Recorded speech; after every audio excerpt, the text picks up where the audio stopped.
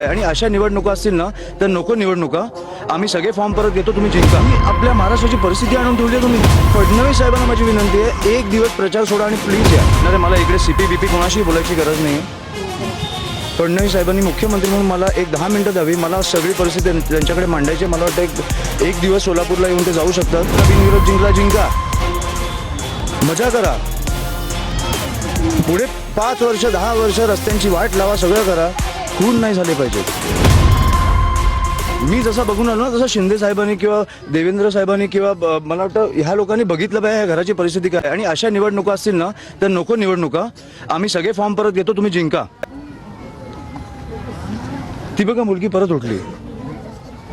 ह्या अशा निवडणुका ही आपल्या महाराष्ट्राची परिस्थिती आणून ठेवली आहे तुम्ही। मी कधीही कोणी वारल्यावर राजकारण करत नाही आणि आज पण मी नव्हतो करायला आलो।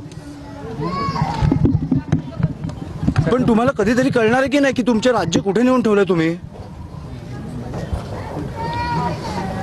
मला वाटतं आपल्या सगळ्यातला एक माणूस जागा झाला पाहिजे आणि ह्या गोष्टींचा विचार केला पाहिजे।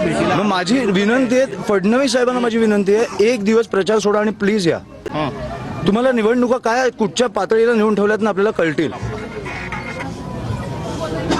आणि माझी विनंती आहे त्यांना, मोठे नेते आहेत पण मला वाटतं की आपल्या राज्याचे मुख्यमंत्री आहेत, कुठेतरी आपलं राज्य कुठे चाललंय हे त्यांनी पण बघितलं पाहिजे।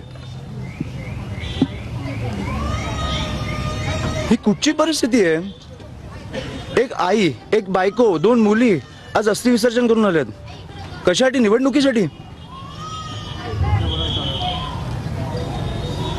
ह्याची उत्तरं मला मिळालीच पाहिजेत आणि बाळासाहेबांना न्याय हा मिळालाच पाहिजे। मी मला वाटतं फडणवीस साहेबांना जाऊन भेटणार आहे। मला इकडे सीपी बीपी कोणाशी बोलायची गरज नाही आहे। फडणवीस साहेबांनी मुख्यमंत्री म्हणून मला एक 10 मिनिटं द्यावी, मला सगळी परिस्थिती त्यांच्याकडे मांडायची। मला वाटतं एक दिवस सोलापूरला येऊन ते जाऊ शकतात। ही राजकारणाची परिस्थिती मी सहन नाही करू शकत। आपलं राज्य असं नाही असू शकत। आणि मला वाटतं सोलापूरकर म्हणून पण तुम्ही विचार केला पाहिजे की हे कुठे नेतंय आपलं शहर। बाकी सगळं ठीक आहे, 70 ठिकाणी तुम्ही जिंकला, बिनविरोध जिंका, मजा करा। पुढे 5 वर्ष 10 वर्ष रस्त्यांची वाट लावा, सगळं करा, खून नाही झाले पाहिजेत। तुम्ही खुनापर्यंत पोहोचताय आता।